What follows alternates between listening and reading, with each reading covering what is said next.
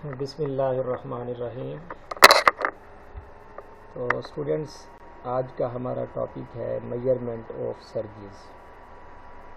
इससे पहले हमने जो मेजरमेंट का फेज स्टार्ट किया था उसके अंदर हमने डीसी हाई वोल्टेज की मेजरमेंट की थी और उसके साथ नेक्स्ट हमने measurement of high voltage AC alternating current उनकी मेजरमेंट की थी। तो आज हमारे पास थर्ड नंबर पे जो क्लासिफिकेशन है मेजरमेंट की वो है सर्जेस की मेजरमेंट। तो इसके लिए जो हम ऑपरेटर्स जो यूज़ करते हैं उसको हम कहते हैं क्लाइडोनोग्राफ। जो मेथड है वो है क्लाइडोनोग्राफ। तो क्लाइडोनोग्राफ क्या है, इससे हम कैसे मेजर करते हैं, तो इसको हम स्टार्ट करते हैं कि कुछ हमारे पास इसके अंदर पैटर्न्स हम ऑब्टेन करते हैं हाई वोल्टेज इलेक्ट्रोड पर, जिसको हम लिचनबर्ग पैटर्न्स का नाम देते हैं, जो कि साइंटिस्ट के नेम से है। कुछ उसने पैटर्न्स लिए इस क्लाइडोनोग्राफ को यूज़ करते हुए, तो उससे हम देखते हैं। तो सबसे पहले हम देखें, हम यहाँ से ज़रा स्टार्ट करते हैं कि जो लाइटनिंग है वो हमारे पास एक जो है वो eye catching spectacular of the high voltage phenomena है। और very little is known about lightning as it is not possible to create lightning और to obtain a lightning strike when and where we please. और ये भी जो है possible आसान नहीं है कि हम लाइटनिंग खुद से प्रोड्यूस करें और फिर उसको टेस्टिंग पर्पज़ के लिए हम जो है वो बाकायदा तौर पर यूज़ करें। हाँ, ये है कि किसी हद तक हम इसको प्रोड्यूस कर सकते हैं। Also very little is known of its effects and the voltages of the surges that appear in the transmission line statement. और उसके बाद साथ ही the phenomena of the lightning could be studied to a certain extent by the surges it produces on transmission lines। ठीक है, the frequency of the occurrence of surge voltages and the magnitude of the surge it produces on the transmission lines could be studied using Lichtenberg patterns obtained by using क्लाइडोनोग्राफ। कि जो हमारे पास जो high voltages की surges आती हैं उनकी जो magnitude है सर्जेस की, जो कि हमारी लाइन ट्रांसमिशन लाइन के ऊपर प्रोड्यूस हो रही है, उसको हम स्टडीड करते हैं थ्रू अ लिचनबर्ग पैटर्न्स, जो कि हम ऑब्टेन करते हैं यूजिंग क्लाइडोनोग्राफ।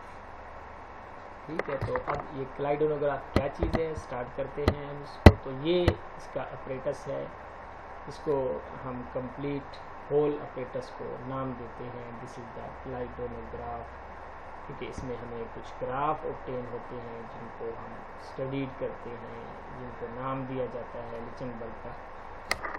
तो यहाँ पर ये क्या है कि ये हमारे पास एक जो है वो सरफेस दो इलेक्ट्रोड हैं। एक हमारे पास प्लेन इलेक्ट्रोड है जो कि आपको ये नीचे नज़र आ रहा है। इसके ऊपर ये पॉइंटेड इलेक्ट्रोड है यहाँ पर, जो कि हाई वोल्टेज से कनेक्ट करते हैं। हम इसको नाम देते हैं हाई वोल्टेज इलेक्ट्रोड का। और इसके साथ ही ये वाला जो हमारे पास प्लेन इलेक्ट्रोड है इसको हम ग्राउंड कर देते हैं और इसके दरमियान एक डाइलेक्ट्रिक रखते हैं टू इलेक्ट्रोड्स के दरमियान। और इस डाइलेक्ट्रिक के ऊपर एक फोटोग्राफिक फ़िल्म हम लगाते हैं, इसकी जो है थिकनेस होती है, और इसको हम यहाँ पर अटैच कर देते हैं। तो इस तरह से ये जो इलेक्ट्रोड है ये हमारे मेटल इलेक्ट्रोड हैं। तो इस कंप्लीट जो है ये अपरेटस हमारा जो है कहलाता है क्लाइडोनोग्राफ। तो यहाँ से देखें इसको हमने यहाँ पर कि द क्लाइडोनोग्राफ इज ये जो फिगर है 6.2 ये वाली हैज़ द डाइलेक्ट्रिक शीट, ये वाली dielectric sheet on the surface of which is placed a photographic film. इसकी सरफेस के ऊपर ये यहाँ पे फोटोग्राफिक फ़िल्म भी लगाई हुई है। ठीक है जी, ये ऊपर से जो आपको कंप्लीट ये वाली जो लाइन नज़र आ रही है ये आपकी कंप्लीट जो है ये फोटोग्राफिक फ़िल्म है। ठीक है जी। तो the insulator material separates a plane electrode on one side. ये वाला जो है प्लेन इलेक्ट्रोड को इस साइड से ये सेपरेट कर रही है and a pointed electrode which is just in contact with the photographic film. जो आपका pointed electrode है ये वाला, ये just in contact with the photographic film यहाँ पर देखें, ठीक है जी. The photographic film can be made to rotate continuously by clockwise mechanism. एक clockwork mechanism से हम इसको continuously मूव करते रहते हैं, और जब ये मूव करती रहती है तो इसको जो ऊपर इसके पॉइंटेड इलेक्ट्रोड है, जब हम इसको अपना कनेक्ट करते हैं हाई वोल्टेज टर्मिनल के साथ लाइन के, तो वहाँ से ये जब वो रोटेट करती रहती है फिल्म, तो ये उसके ऊपर पैटर्न बनाता रहता है, जिनको अभी हम आगे देखते हैं. दी अपरेटस इज़ इनक्लोज. उसके बाद हम क्या करते हैं कि ये जो कंप्लीट अपरेटस है इसको इनक्लोज कर देते हैं in the black and box, ठीक है जी, इसलिए कि ये expose to the photographic film ना हो, ठीक है जी. When an impulse voltage is applied to the high voltage electrode, जब आप यही impulse voltage high electrode voltage पे देते हैं तो जो रिजल्टेंट फोटोग्राफ है shows that the growth of filamentary streamers which develop outwards from the electrode. अब होता क्या है कि जब हम इम्पल्स वोल्टेज अप्लाई करते हैं अपने इसी पॉइंटेड इलेक्ट्रोड पर, तो जो रिजल्टेंट फोटोग्राफ होता है वो हमारा एज अ फिलामेंट्री स्ट्रीमर्स की फॉर्म में डेवलप होता है, और वो इस इलेक्ट्रोड से आउटवर्ड इस तरह से बनता जाता है, और फिर वो जो ग्राफ हैं वो हम इस फिल्म से जो है रदा कर लेते हैं, और वो हमारे पॉजिटिव सर्ज की अलहदा से और नेगेटिव सर्ज की अलहदा से लेते हैं हम. तो यही जो प्रिंट हमारा बनता है, जिसको हम यहाँ से देखें कि this imprint on the photographic plate is not due to the normal photographic action and occurs even though there is no visible discharge between the electrodes. हालांकि वहाँ पर आपको कोई जो है विजिबल डिस्चार्ज नज़र नहीं आएगा दोनों इलेक्ट्रोड के दरमियान. If the flash over of the insulator और विजिबल डिस्चार्ज अकर्स, अगर वहाँ पर आपका फ्लैश ओवर हो जाए इंसुलेटर या विजिबल डिस्चार्ज हो, तो then the film would becomes exposed and no patterns would be obtain. तो फिर आपको कोई भी पैटर्न वहाँ पे नज़र नहीं आएगा. तो यही वजह है कि हम वहाँ पे पैटर्न ऑब्टेन करने के लिए उसको एक्सपोज्ड टू लाइट नहीं करते. These patterns obtain on the photographic film. अब यही जो पैटर्न्स आपके आते हैं, आप इसके जो फोटोग्राफिक फिल्म आपने लगाई है डाइलेक्ट्रिक के ऊपर, इसी को हम कहते हैं, इन्हीं पैटर्न्स को नाम देते हैं लिचनबर्ग पैटर्न्स का, ठीक है यहाँ तक. अब इसके साथ ये जो पॉजिटिव हाई वोल्टेज आप अप्लाई करते हैं अपने अपर इलेक्ट्रोड पर, पॉइंटेड इलेक्ट्रोड पर, तो उससे क्या होता है, क्लियरली डिफाइंड स्ट्रीमर बनते हैं उससे, which is lie almost with in the definite circle is obtain. तो जब आप पॉजिटिव आपकी जो है वो हाई वोल्टेज की सर्ज अप्लाई होती है आपके पॉइंटेड इलेक्ट्रोड पर, तो वहाँ से जो स्ट्रीमर्स बनते हैं वो वेरी क्लियर होते हैं, और ये वेरी जो है डिफाइंड होते हैं, और डेफिनेट सर्कल की फॉर्म में ऑब्टेन होते हैं. If the voltage is applied is negative. अब इसका रेसिप्रोकल देखिए कि अगर वो इसका अपोजिट वोल्टेज मीन्स के नेगेटिव वोल्टेज आपके पॉइंटेड इलेक्ट्रोड पर अप्लाई होते हैं, then the observe pattern is blurred. आपको जो पैटर्न है वो ब्लर्ड नज़र आएंगे, और जो रेडियस है of the pattern is much smaller. उनका रेडियस भी बहुत कम होगा, बिल्कुल छोटे से होंगे, और आपको ब्लर्ड नज़र आएंगे, और उनसे आप अंदाज़ा भी नहीं लगा सकेंगे कि what is mean by that patterns. तो for both types of surges the radius of the pattern obtain increases with the increase in voltage. हाँ, जब आप वोल्टेज का लेवल इंक्रीज़ करते जाएंगे तो आपके पैटर्न्स भी इंक्रीज़ करते जाएंगे, तो आप उन पैटर्न्स को इंक्रीज़ कर सकते हैं by increasing the strength of the voltage. तो अब जो आपका गिवन अपरेटस है with the fixed thickness of the dielectric, the radius of the pattern obtained is defined is a definite function of the voltage applied, and thus by calibrating the Leidenograph using high voltage oscilloscope and known surge voltages. And also it is possible to use this operator to record surges that occur. तो इसके लिए ये भी possible है कि ये जो surges हमारी आती जा रही हैं जिनका हम पैटर्न बना रहे हैं, तो इसको हम रिकॉर्ड भी कर सकते हैं, ठीक है, इस ऑपरेटर से. If the positive voltage applied is increased beyond a certain value, branching may occur along the branches coming out from the electrode, and the maximum voltage can be measured by using kaleidometer is dependent on the thickness of the dielectric material। तो अब ये depend करता है कि उसकी thickness कितनी है, तो थिकनेस के हिसाब से इसका जो है पैटर्न वो बनता है। तो अब इसको अगर आप मेजर करना चाहते हैं beyond the limit of high voltage, उससे भी ज़्यादा के लिए आप मेजर करना चाहते हैं, तो आप उसको डिवाइडर, पोटेंशियल डिवाइडर स्ट्रिंग से जो है वो कंसेप्ट से उसको कर सकते हैं। जिस तरह से यहाँ पर आप देख सकते हैं कि जिसको हम कह रहे हैं कि to measure the voltage is beyond this value, अगर इस वैल्यू से ऊपर जाके आप वोल्टेज को मेजर करना चाहते हैं तो such as occurring on the transmission line insulator string potential divider is used. ये देखिए यहाँ पर ये है कि ये इंसुलेटर स्ट्रिंग है, यहाँ पर हाई वोल्टेज कंडक्टर है, और यहाँ से देखें कि हमने एक कनेक्शन लिया जो कि हमने अपने कलाइडोनोग्राफ के साथ कनेक्ट किया। यहाँ पर 2 कनेक्शन है, एक हमने हाई वोल्टेज इलेक्ट्रोड टाइप पे दिया, दूसरा हमने अर्थ जो कि हमारा प्लेन कंडक्टर है उसके साथ अटैच किया। तो ये डिफरेंट रेडियस के हिसाब से हम देखें तो ये जो हमारा नेगेटिव पैटर्न के हिसाब से जो बनता है वो कम रेडियस के बनेंगे। देखिए यहाँ पे रेडियस कम है लेकिन वोल्टेज आपका हाई होता जा रहा है रेडियस कम पे, और जो पॉजिटिव पैटर्न के लिए अगर आप यहाँ पर देखें ग्राफ से तो रेडियस उसके कंपैरेटिवली आपका ज़्यादा होता जाता है, और जैसे जैसे आप वोल्टेज को इंक्रीज़ करते हैं तो साथ रेडियस भी आपका इंक्रीज़ होता जाता है, जो कि आपको क्लियर डेफिनेट शेप के अंदर नज़र आता है।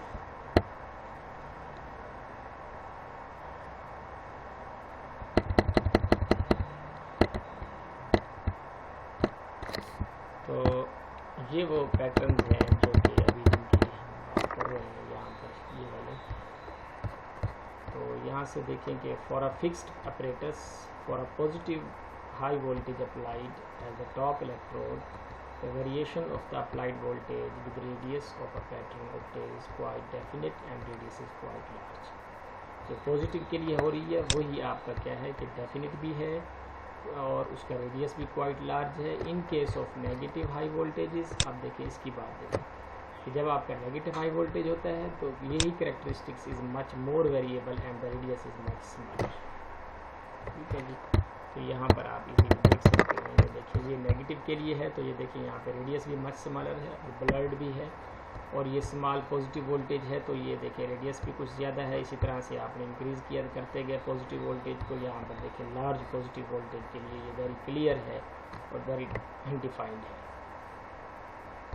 तो इसलिए ये हमारे पास जो लिचनबर्ग पैटर्न्स है, यही जो फिगर्स हैं इन्हीं को आप कहते हैं लिचनबर्ग पैटर्न्स। ये जो आपको नजर आ रहे हैं यहाँ पर, these are the Lichtenberg patterns. ये यहाँ से हम कह सकते हैं so usually it is preferable to use positive patterns for the measurement of high voltage circuit. तो इसलिए हम कह सकते हैं कि हम क्या यूज़ करते हैं, पॉजिटिव पैटर्न यूज़ करते हैं, उसको प्रेफर करेंगे for the measurement of high voltage circuit. The applied voltage versus radius of pattern characteristics of the Lichtenberg pattern is shown in this figure 6.28, जो कि आपने पहले से देखा। अब क्योंकि अगर हाई वोल्टेज सर जाती है पॉजिटिव तो ज़ाहिर बात है ये उसको के लिए करेगा, और नेगेटिव आएगी तो या एक के लिए करेगा। दोनों आप जो है वो पॉजिटिव सर्ज के लिए और नेगेटिव सर्ज के लिए मेजरमेंट नहीं कर सकते। तो इसके लिए हम क्या करते हैं, यही जो हमारा कलाइडोनोग्राफ का ऑपरेटस है इसको हम इस तरह से डिज़ाइन करते हैं कि इसका जो इलेक्ट्रोड्स हैं इनके जो कनेक्शंस हैं वो हम अपोजिट कर देते हैं। इस तरह से ये फिगर में देखें कि ये हमने एक सेट लिया, फिर यहाँ पर ये दूसरा सेट लिया। अब इसका जो पॉइंटेड इलेक्ट्रोड है उसको हमने इसके प्लेन इलेक्ट्रोड से कनेक्ट कर दिया, और इसके पॉइंटेड जो बी है इसके पॉइंटेड इलेक्ट्रोड को हमने ए के सरफेस या प्लेन इलेक्ट्रोड के साथ कनेक्ट कर दिया। इस तरह से इसके कनेक्शन जब हमने किए, इसमें मॉडिफिकेशन की, तो इससे क्या होगा कि जब आपकी पॉजिटिव सर्ज आएगी तो ये पॉजिटिव रीडिंग ले लेंगे आप, जैसा कि जो आपका फिगर ए है वो आपको देगा। इसी तरह से जो नेगेटिव सर्ज होगी तो वो आपको फिगर बी से ये नेगेटिव सर्ज के पैटर्न मिलते रहेंगे। तो इसको देखें यहाँ से कि since the surges due to the lightning may be either positive और नेगेटिव, दोनों हो सकती हैं, and since it is preferable to observe the positive pattern in either case we make a modification to the operators.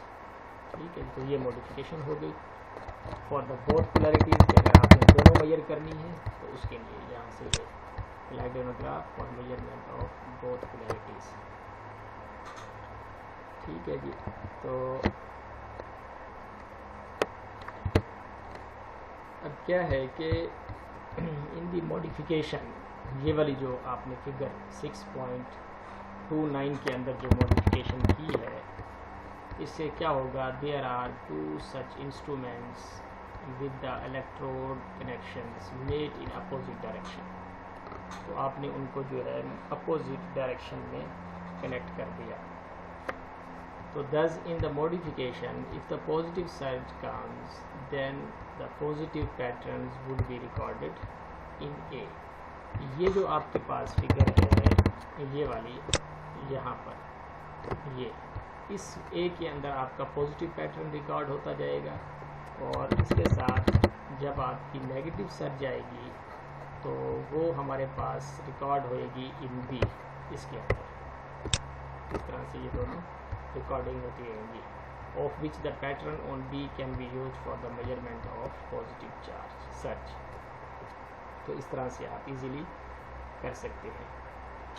तो in the case of negative surge, जब आपका negative surge का case है, जो कि यहाँ से आप देख सकते हैं कि in the case of negative surge opposite would happen, the pattern on B could be used for the measurement. Thus, the magnitude of the surge as well as the polarity could be determined from the Lichtenberg patterns on A and B. Since the photographic film is continuously moving, it is possible in some elaborate apparatus to record the date and the time occurrence of the surge as well.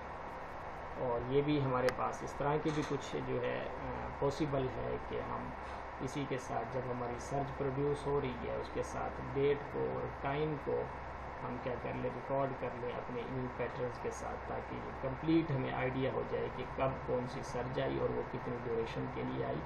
तो इससे हम जो है complete इसका idea ले सकते हैं। तो ये अपरेटस था हमारा जो कि सर्जिस को मेजर करने के लिए हम यूज़ करते हैं। अमूमन जो सर्जिस आती हैं लाइटनिंग की वजह से होती हैं हाई वोल्टेज के अंदर, तो उनको मेजर करने के लिए हमारे पास यही एक मेथड है जिसको हम कॉमनली यूज़ करते हैं। तो अब उसके बाद जो हमारी मेजरमेंट है वो AC मेजरमेंट्स और DC मेजरमेंट्स और सर्जिस मेजरमेंट के बाद जो हमारे पास कुछ पीक जनरल मेजरमेंट्स हैं, जिसके अंदर जो पीक रीडिंग वोल्ट मीटर्स हैं और उनके अंदर जो है कैपेसिटर चार्जिंग मेथड है, और इसके अलावा इसके साथ ही कुछ नियॉन लैंप के साथ हम करते हैं। तो जनरल मेजरमेंट्स के अंदर जो पीक रीडिंग वोल्ट मीटर हैं उसमें सबसे पहला है हमारे पास कैपेसिटर चार्जिंग मेथड। ठीक है जी। तो ये हमारे पास पीक रीडिंग वोल्ट मीटर हैं, क्योंकि अमूमन आपकी RMS वैल्यू आप लेते हैं, लेकिन जब आप पीक वोल्ट मीटर रीडिंग की बात करते हैं तो उसमें आप थोड़ी सी कुछ मॉडिफिकेशन इस तरह से करते हैं कि आपको पीक वैल्यू का भी पता लग जाता है। तो कैपेसिटर चार्जिंग मेथड के अंदर ये है कि हम यहाँ से देखें कि ये आपको एक फिगर कैपेसिटर चार्जिंग मेथड की है। यहाँ पर हम क्या करते हैं, अमूमन एक डायोड लेते हैं, यहाँ से ये पॉजिटिव सप्लाई को यहाँ से पास कराएगा और इस तरह से जो है कैपेसिटर आपका चार्ज होगा, जिसको हम जो है यूज़ करेंगे फ्रॉम द जो है हाई रेजिस्टेंस में से पास करेगा, और उसको मिली एमीटर यहाँ पे लगा दिया जो कि करंट मेजरमेंट के लिए है। तो इस अपरेटस को यहाँ पर थोड़ा सा हमने एलेबोरेट करके देखते हैं। In the positive half cycle capacitor charges up to a peak value. देखें वही कैपेसिटर जो है वो डायोड के थ्रू वहाँ से वो उसको वैल्यू मिलेगी, पॉजिटिव साइकिल मिलेगा और वो चार्ज हो जाएगा पीक वैल्यू तक। And when the voltage falls it discharges very slightly through a milliammeter, और so that the voltage across the capacitor is very nearly constant at the peak value and the current is thus proportional to the peak value। तो उससे क्या होगा कि वही जो discharge होगा current जो कैपेसिटर है पीक वैल्यू पर, वही हम जो है पीक करंट वहाँ पे डिटरमाइन कर लेंगे थ्रू मिली एमीटर के थ्रू। यहाँ जब ये दूसरे हाफ साइकिल में डिस्चार्ज होगा तो इस तरह से हम पीक वैल्यू को मेजर कर सकते हैं यहाँ पर। तो इसके साथ जो नेक्स्ट है हमारे पास वो है यूजिंग नियॉन लैंप। यहाँ पर देखिए कि कैपेसिटर के साथ इसके पैरेलल में ऊपर यहाँ पर देखिए कि हमने उसकी जो है मिली एमीटर कैपेसिटर और हाई रजिस्टर। यहाँ पर हमने फिक्स कैपेसिटर के साथ जो वेरिएबल कैपेसिटर है उसके पैरेलल में यहाँ पर नियॉन लैंप का यूज़ किया है, जिसके अंदर क्या है कि जो नियॉन ट्यूब है, if the voltage at with the lamp strike is known can be used with the capacitive potential divider. यही नियॉन ट्यूब जो है हमने कैपेसिटर डिवाइडर, ये दो कैपेसिटर हैं, वोल्टेज को डिवाइड कर रहे हैं यहाँ पर, तो इसलिए इसको कह रहे हैं capacitive potential divider to obtain the peak value of the applied voltage wave form. ठीक है, ये जो अप्लाइड वोल्टेज वेव फॉर्म है उसकी जो है आपने पीक वैल्यू कैलकुलेट करने के लिए ये पोटेंशियल डिवाइडर का यूज़ किया है और उसके साथ नियॉन ट्यूब को लगाया। The low voltage variable capacitor is varied until the neon lamp strikes. इसको आपने इतनी तब तक के लिए वेरिएट करना है, इसकी वैल्यू को चेंज करना है जब तक कि हमारा जो नियॉन लैंप है उसमें स्ट्राइक हो जाए, वो स्ट्राइक करते हैं, मीन्स कि उसके अंदर जो आपका जो है वो नियॉन है वो इस तरह से डिस्चार्ज करे। तो from the ratio of the capacitance, ये जो दो हमारे पास कैपेसिटेंसेस की रेशो हैं, जो यहाँ पर आप देख सकते हैं कि हाई वोल्टेज फिक्स्ड कैपेसिटर है और यहाँ पर ये लो वोल्टेज कैपेसिटर है जो कि वेरिएबल है। इसकी और इसके साथ फिक्स्ड और वेरिएबल की जो रेशो है उसकी हम बात कर रहे हैं यहाँ पर कि from the ratio of capacitance the supply voltage can be calculated. तो हम क्या कर सकते हैं, सप्लाई वोल्टेज को कैलकुलेट कर सकते हैं। Since the extinction voltage is more constant than the striking voltage, the extinction voltage could be used as the standard।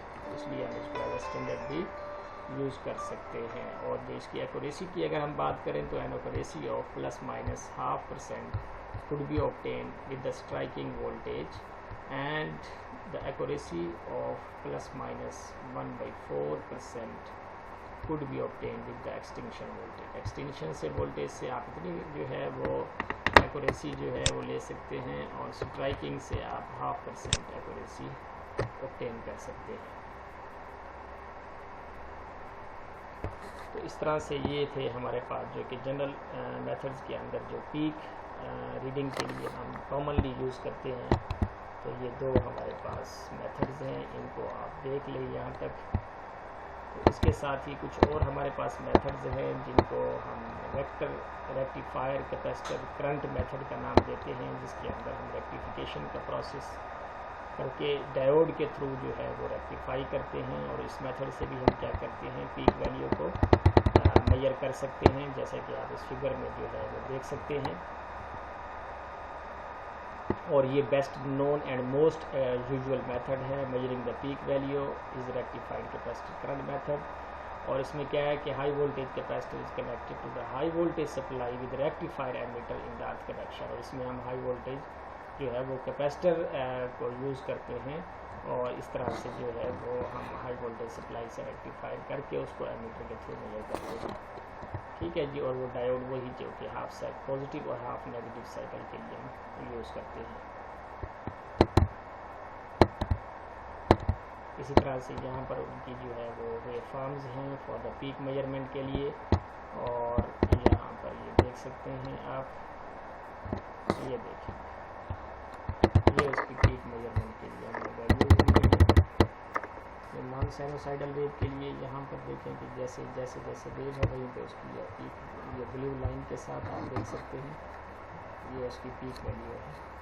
इसी तरह से साइनोसाइडल के लिए पीक उसकी बिल्कुल सेम उसी जैसी। यहाँ पर इसका कुछ मैथमेटिकल है, बेसिक है, जो कि कैपेसिटर की करंट इक्वेशन है और उसको इंटीग्रेट करके हमने यहाँ पे लिखा है। अभी मैक्सिमम जो कि आई एवरेज ओवर TCF है, यहाँ पर ये आप देख सकते हैं, वेरी सिंपल इक्वेशन है। तो ये 3 मेथड्स आपने स्टडी करने हैं जो कि हमारे यहाँ तक जो पीक वैल्यू को मेजर करने के मेथड्स हैं, इनको आपने देखना है। यहाँ तक आज के लिए इतना ही। ये इसकी जो है फार्मूलाज के साथ आपने देख लेना है इसको।